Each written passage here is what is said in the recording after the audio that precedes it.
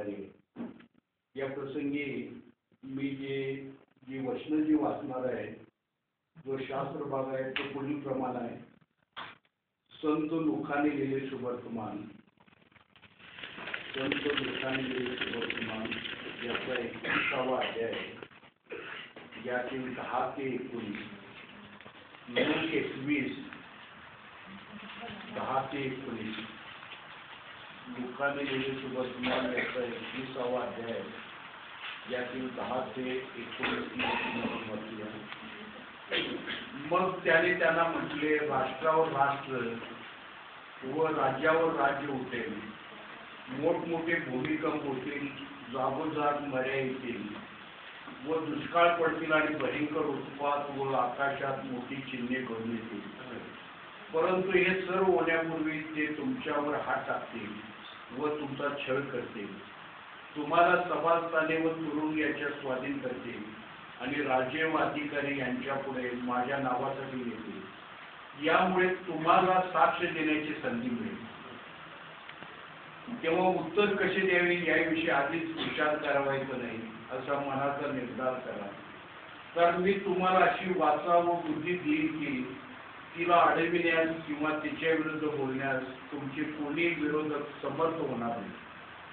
आई बाप, भाऊबंद, नातलग व मित्र हे देखील तुम्हाला धरून देतील आणि तुमच्यातील कित्येकांना जीवे मारतील आणि माझ्या नावामुळे सर्व तुमचा द्वेष करतील, तरी तुमच्या डोक्याच्या एका केसाचाही नाश होणार नाही। तुम्ही आपल्या धीराने आपले जीव मिळवा। जय बाप की वाचलेली वचने आम्हासाठी आशीर्वादित करो।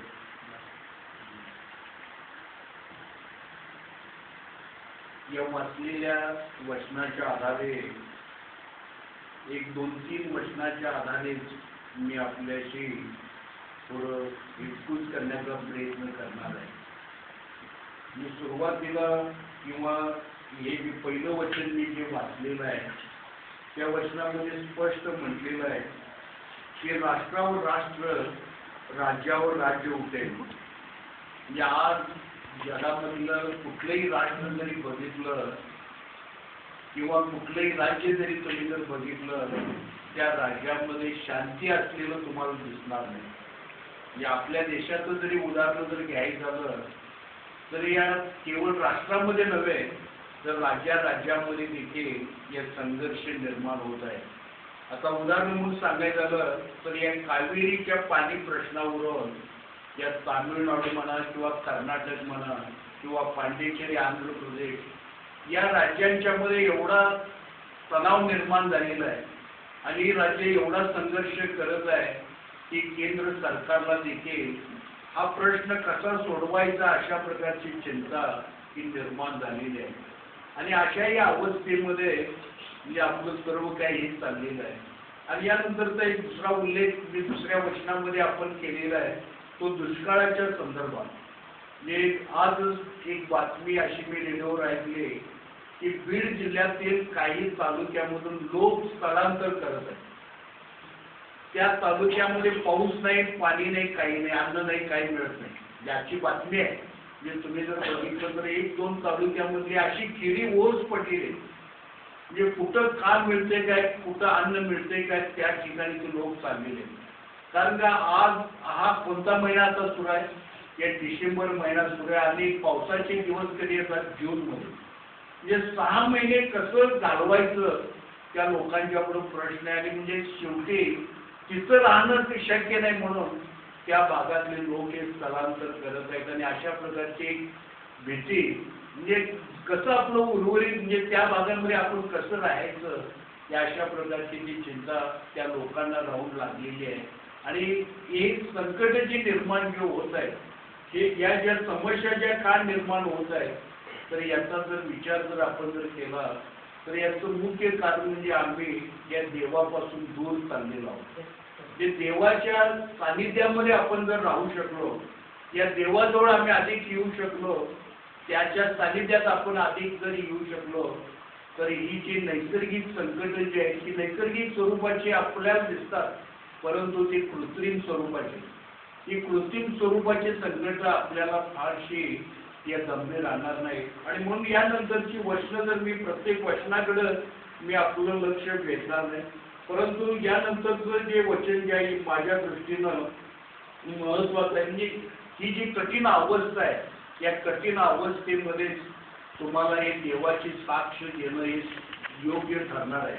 यामधलं 13 वचन पाहिजे, यामुळे तुम्हाला साक्ष देण्याची संधी मिळेल. म्हणजे कठीण परिस्थितीमध्ये असताना तुम्ही देवाच्या सानिध्यात गेला म्हणजे आपण काय करतोय तर त्यावेळी जाण्याचा प्रयत्न करतोय आणि त्यावेळी आपली साक्ष आहे. म्हणजे आता सिस्टरने जे सांगितलं म्हणजे त्याने जो स्वतःचा अनुभव सांगितला म्हणजे तिघांचे जीव वाचले. म्हणजे भीषण अशा संकटातून भीषण अशा अपघातातून ते तिघेही सुरक्षित राहिले आणि त्याने स्वतःहून कबूल केलं. म्हणजे आमचा हा बचाव झाला कुणाच्या कृपेमुळे, त्या देवाच्या कृपेमुळे हे झाला. आणि ही साक्ष या दृष्टीनं ही अत्यंत महत्वाची. आणि हे करत असताना म्हणजे प्रत्यक्षात पुढे असं म्हटलेलं आहे, कारण मी तुम्हाला अशी वाचाव बुद्धी देईन की तिला अडविण्यास किंवा तिच्या विरुद्ध बोलण्यास तुमचे कोणी विरोधक समर्थ राहणार नाही. म्हणजे अशा प्रकारच्या ज्या साक्ष तुम्ही देताय की आत्म्याने देता, म्हणजे यात वर कमी नाही लक्षात ठेवा. म्हणजे मला वाटलं म्हणून मी देत नाही, म्हणजे माझ्यामध्ये एक प्रकारचा तो आत्मविश्वास निर्माण झाला, माझ्या मनामध्ये ती एक भावना तशा प्रकारची म्हणजे वर कधी नव्हे. म्हणजे मला काहीतरी बोलायचं आहे, मला साक्ष द्यायची असं म्हणणं म्हणजे पालाळपणा यामध्ये नाही किंवा एक प्रकारचा वर करणे कृत्रिमपणा नाही, ते आत्म्यानं म्हणजे स्वतःहून त्याने. आणि त्याला अडविण्याचा प्रकार नाही, म्हणजे त्यांना काय कोणी सांगितलं नाही कुठाने तुम्ही तुमची साक्ष द्यायचं नाही, परंतु ते स्वतःहून, कारण का त्यांना तो अनुभव आला आणि तो खऱ्या अर्थानं तो अनुभव आलेला आणि त्या अनुभवाच्या या सानिध्यातून त्याच्या मदतीनं तर त्यांनी आपलं हे साक्ष या ठिकाणी सांगितलेलं आहे. म्हणून कठीण प्रसंग येतात म्हणजे आज देखील तुम्ही जर पाहिलं की अनेक वेळा असं वाटतं की आपण जी वाटचाल करत आहोत, आम्ही आपलं जे जीवन व्यतीत करत आहोत, हे व्यतीत करत असताना आम्ही देवाच्या सानिध्यात किती आहोत, या देवाबरोबर किती आहोत, किंवा मंदिरामध्ये किती आहोत, किंवा मंदिराच्या येण्याचं आमचं प्रमाण किती आहे, किंवा याला किती आपण वेळ देतो, याचा जर तुम्ही जर रेशिओ जर काढला, मी एकदा त्याचा देखील आढावा घेतलेला आहे. म्हणजे मंदिरामध्ये येणं आणि प्रार्थनेसाठी, याचं उदाहरण जर सांगायला तर आपली प्रार्थना जास्तीत जास्त किती मिनिटाची असते, 5 किंवा 7-8 मिनिटाची, अधिक जर करायची म्हणजे 10 मिनिटं.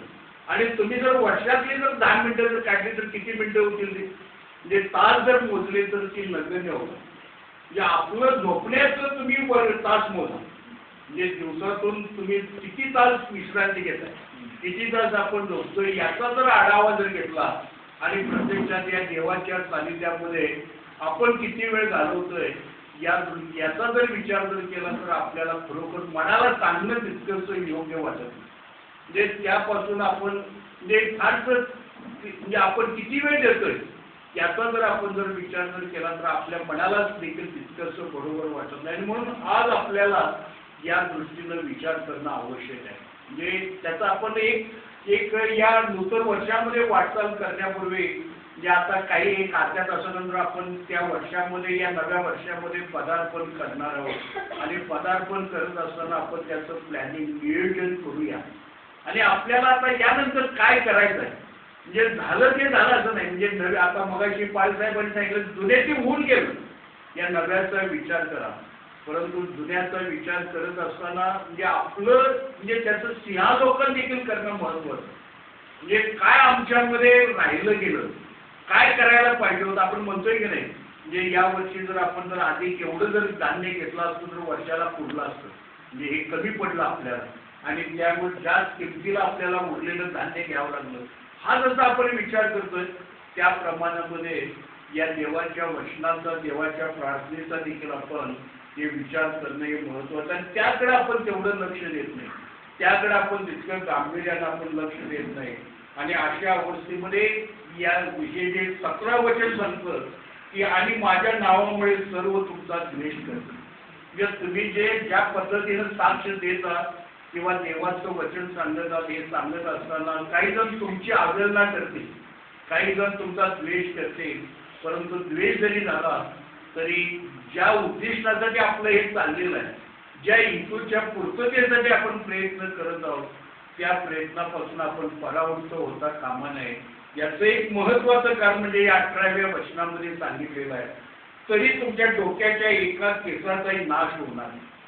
म्हणजे डोक्याला किती केस आहे त्याचं उत्तर हे त्या देवाला येशूलाच माहिती आहे. म्हणजे आपण गमतीने मला एखादा एकदा प्रश्न विचारला, डोक्याला किती केस असतात, म्हणजे मी म्हटलं डोक्याला किती केस असतात याचं उत्तर कसं द्यायचं. मग त्यांनी सांगितलं ते सोपं आहे, तर असंख्य म्हणायचं. डोक्याला किती केस आहे, असंख्य आहे. म्हणजे ते आलं त्यामध्ये ते उत्तर नाही. परंतु तुम्हाला आश्चर्य वाटेल आमच्या डोक्यावर किती केस आहे हे येशू म्हणजे देवानं मोजलेले, त्याची गणती झालेली आहे, ते मोजलं गेलेलं आहे. एवढं सर्व काही देवानं आमच्यासाठी केलेलं आहे. म्हणजे याचा अर्थ काय, म्हणजे आमच्या एका केसाचा देखील नाश होणार नाही. म्हणजे आम्ही व्यवस्थित सुरक्षित राहणार आहोत, सुखरूप राहणार आहोत. परंतु याची अट कोणती आहे, आम्ही त्याच्या सानिध्यामध्ये राहिलो पाहिजे. आम्ही त्याच्या सानिध्यामध्ये जर आलो आणि त्याच्या गौरवासाठी आम्ही सातत्यानं प्रयत्न जर केले, या नित्य नियमानं त्याची प्रार्थना आपण जर करत गेलो, त्याच्या संदर्भात आपण एकरूप झालो, एकाग्र जर झालो, तर आपला हा नाश होणार नाही. तर ही चित्र आहे, म्हणजे ही दोन टोकं तुम्हाला दोन चित्रही दिसत आहेत. एका बाजूला एक भयानक अशा दुष्काळाचं चित्र म्हणजे आपल्या महाराष्ट्रामधलं मी तुम्हाला सांगितलं, आणि दुसऱ्या बाजूला आपल्याकडे पाण्याचा कसा दुरुपयोग होतो हे देखील तुम्ही पाहताय. ते किती विपुल प्रमाणामध्ये इकडं पाणी आहे, म्हणजे कधी टंचाई आपल्याला जाणवत नाही. म्हणजे एवढ्या मोठ्या प्रमाणामध्ये सर्व प्रकारच्या अनुकूलता आहे. परंतु ही अनुकूलता लाभलेली असताना, हे सर्व काही आपल्याला मिळालेलं असताना याचं परतफेड म्हणजे आपण तिथे सरकारची करायचं नाही. म्हणजे सरकार काय करतो, तुम्ही टॅक्स देताय त्यामुळे सरकार काय तुमच्यावर कृपा करत नाही. म्हणजे साधी तुम्ही काळी पिठी जरी विकत घेतला तर त्याच्या मागे काय असते, टॅक्स असते, लक्षात घ्या. म्हणजे कोणीतरी म्हणते हे सरकारमुळे आमचं झालं, परंतु तुम्ही ते कर देताय. सरकार काय स्वतःच नाही, जर सरकारचं असतं तर त्याने सगळ्या नोटा छापल्या, परंतु नोटा छापल्या असत्या तर ते त्याला बाजारामध्ये काही किंमत आली नसती, लक्षात घ्या. म्हणजे आपल्याला एक प्रश्न पडतोय की या नोटा सरकार छापतं त्यामुळे काही अडचण पडत नाही, परंतु त्याचं रेशिओ काय असतं, तर त्या उत्पन्नाशी ते निगडीत असतं. म्हणजे तुमचं उत्पन्न किती आहे त्या प्रमाणामध्ये ते ठरलेलं असतं. आणि म्हणून याचा आपल्याला हे विचार करणं हे अत्यंत महत्वाचं आहे. आणि हे जे काय आपल्याला प्राप्त होत असतं, जे काय हे जे मिळत आहे देवाकडून आपल्याला मिळत असतं, आणि त्याचा विसर पडता कामा नये. म्हणजे आपल्याला अनेक प्रकारच्या कोंडीला सामोरं जावं लागेल, अनेक प्रकारच्या संकटांना सामोरं जावं लागेल, समस्यांना सामोरं जावं लागेल. आणि कारण हे ठरलेलं आहे. म्हणजे असं काय आपल्याला म्हणता येणार नाही की मी प्रत्येक दिवस माझा आनंदाचा गेलेला, प्रत्येक दिवस हा समाधानी गेलेला, असं काय नाही. म्हणजे जगामध्ये असा कुठला माणूस नाही, म्हणजे तो जरी म्हणजे अंबानी बंधू जरी घेतले तर त्यांना देखील पैसे कसे वाढवायचे रात्रभर त्यांना झोप नसते. म्हणजे आज जर एखादा उद्योग सुरू करायचा झाला तर उद्या कोणता करायचा हा प्रश्न त्यांच्यापुढे असतो. म्हणजे जगामध्ये श्रीमंत माणसं आहेत, पहिल्या 10वीस मध्ये त्यांचा समावेश करतो, ते आनंदानं झोपतात असं नाही. म्हणजे आम्ही ज्या समाधानानं झोपू शकतो, आम्हाला जेवढा आनंद होतो तेवढा त्यांना होत नाही. कारण का त्यांच्यापुढे विवंचना कोणती असते, तर माझ्यापुढे दुसरा कोण श्रीमंत जाईल. म्हणजे पेपरमध्ये माझं नाव आज 5व्या क्रमांकाला आहे, उद्या जर 6व्या क्रमांकाला की माझा तो अपमान आहे. म्हणजे त्या चिंतेमध्ये, परंतु आम्हाला सर्वसामान्याला तो काय चिंतेचा प्रश्न नाही, आम्हाला काही काय अडचण आहे. आणि म्हणून आम्ही सामान्य स्वरूपामध्ये या जगणारी अशी माणसं आहोत, ती आम्ही कुणाच्या सानिध्यामध्ये आपण राहिली पाहिजे. आम्ही चिंता कुणाची केली पाहिजे, संपत्तीची नव्हे तर या देवाच्या प्रार्थनेची आम्ही चिंता केली पाहिजे. आणि हे जर आपण जर या नित्य नियमानं जर केलं तर आपल्यापुढे असलेल्या ज्या समस्या ज्या आहेत, म्हणजे तुम्हाला कोणी अडवणार नाही. म्हणजे या वचनामध्ये सांगितलेलं आहे, तुमची अडचण कोणी करणार नाही, तुमच्या पुढे कोणी उभं राहू शकणार नाही. तर तुमचे सगळे मार्ग धोपट स्वरूपाचे होतील, ते सगळे मार्ग तुमचे व्यवस्थित होतील आणि त्या मार्गानं तुम्हाला वाटचाल करणार. आणि म्हणून हे वर्ष आता संपत आहे, आणखी एक अर्ध्या तासामध्ये हे वर्ष संपणार आहे. आणि वर्ष संपल्यानंतर आम्ही या नव्या वर्षामध्ये प्रवेश या पदार्पण करणार आहोत. आणि म्हणून आपण विचार करूया, म्हणजे आपल्याला देव आमचं डोक्याचं एक केसही तो काय करणार नाही, तो नाश करणार नाही, ते सगळे आम्हाला सुरक्षित ठेवणार आहे. फक्त आठ काय आहे त्याची कंडिशन काय करणार, या देवाचं वचन हे सरळ असं काय म्हणजे सरळ हे सांगतं, परंतु त्याचं पालन करणं, त्याच्या अटीचं पालन करणं महत्त्वाचं असतं. सशर्त असतं लक्षात ठेवा. हे देवाचं वचन हे सशर्त असतं. ही अट कोणती आहे यामध्ये आपल्याला, तर आम्ही देवाच्या सानिध्यामध्ये या देवाच्या वचनामध्ये अधिक मुळावलं पाहिजे. या निरंतर प्रार्थनेमध्ये आम्ही सहभागी झालं पाहिजे. आणि हे जर आपण जर करू शकलो तर आपल्याला येणाऱ्या अडचणींना किंवा येणारे जे नूतन वर्ष जे आहे या नूतन वर्षामध्ये आपल्याला या फारशा अडचणींना या तोंड द्यावं लागणार नाही. म्हणून तरी तुमच्या डोक्याच्या एका केसाचाही नाश होणार नाही. म्हणजे आपण कारण असताना का चिंता करायची, कारण असताना मी विवंचना का करायची. म्हणजे यामध्ये स्पष्ट हमी दिलेली, आम्हाला खात्री दिलेली. आणि देवाचं वचन हे मोगम नाही, लक्षात ठेवा. ते खात्रीपूर्वक सांगतो, खात्रीपूर्वक हे सांगितलेलं. म्हणजे यामध्ये काही यामध्ये लपवा छटवी काय, यामध्ये स्पष्टच आहे, यामध्ये निश्चितच आहे. आणि म्हणून आज आपण या नूतन वर्षामध्ये आता संपणारे वर्ष जे आहे त्या वर्षाचा आपण आधार घेऊ. म्हणजे याचा अर्थ आम्ही वर्ष विसरायचं नाही. या वर्षामध्ये आपण काय चुका केल्या तर त्याचं सिंहावलोकन आपण करायचं, त्याची आपण माहिती घ्यायची आणि कशा चुका आपण करायच्या नाही. या नव्या वर्षामध्ये त्याची पुनरावृत्ती करायची नाही. त्याची पुनरावृत्ती करायची तर आम्ही त्या कशा सुधारता येतील, त्याच्यामध्ये कसे बदल घडवून आणता येईल याचा विचार करून आम्ही या नव्या वर्षाला सामोरं गेलं पाहिजे. आणि या नव्या वर्षामध्ये आपण संकल्प करूया.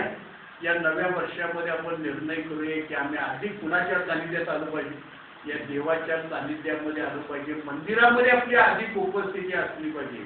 या प्रार्थनेमध्ये सहभाग आपला अधिक असला पाहिजे. हेच आपल्या जीवनामध्ये, कारण आपण यापेक्षा अधिक काही प्राप्त करू शकणार नाही. आपण प्राप्त काय करू शकणार, या देवाच्या सानिध्यामध्ये येण्यामध्येच आपल्याला फार असो थोड्याफार प्रमाणामध्ये आपण जर प्रयत्न केले तर आमचं हे येणारं जे नूतन वर्ष, जे नवीन वर्ष जे आहे ते निश्चितच आपल्याला या आनंदाचा आणि समाधानातून जाईल. कारण का प्रश्न हे प्रत्येकाचे, मगाशी मी सांगितलेले प्रश्नही राहतात. म्हणजे प्रश्न सुटलेले आहेत असं काही नाही. म्हणजे एखाद्या सामान्य माणसाला जरी विचारलं आणि असामान्य माणसाला जरी विचारलं तर त्याला या प्रश्नानं काय केलेलं तर त्याला अडचणीमध्ये आणलेलं. आणि म्हणून या प्रश्नाची तीव्रता कमी करण्यासाठी आपण आधार कशाचा घेतला पाहिजे, या वचनाचा आधार घेतला पाहिजे, या प्रार्थनेचा आधार घेतला पाहिजे. आणि याचा जर आधार जर आपण जर घेतला तर या समस्येची तीव्रता कमी होईल. म्हणजे जी तीव्रता आपल्या मनाला सतत बोचणी लागलेली आहे, म्हणजे सतत मनाला लागून राहिलेलं आहे की यामुळं आपल्याला काय होणार, म्हणजे सतत आपण द्विधावस्थेमध्ये राहत असतो. ही द्विधावस्था किंवा मनाला लागलेली बोचणी ही कशामुळे नाही शिवू शकेल, या देवाच्या वचनाद्वारे, या देवाच्या प्रार्थनेद्वारे नाही शिवू शकेल. आणि आपला जो मार्ग जो आहे तो मार्ग देखील निश्चितच त्या आनंदाचा आणि समाधानाचा जाऊ शकेल. आणि मग त्या अनुषंगानं, आणि म्हणून मी नेहमी म्हणतोय की माणसानं सकारात्मक विचार केला पाहिजे. म्हणजे आज आपण जाताना काय होईल असं आपल्याला म्हणता येणार नाही, आम्ही आनंदात जाणार नाहीतर आपण काय म्हणणार बाहेर गेल्यावर काहीतरी होणार आहे. हे म्हणजे कसा विचार आहे, नकारात्मक विचार आहे.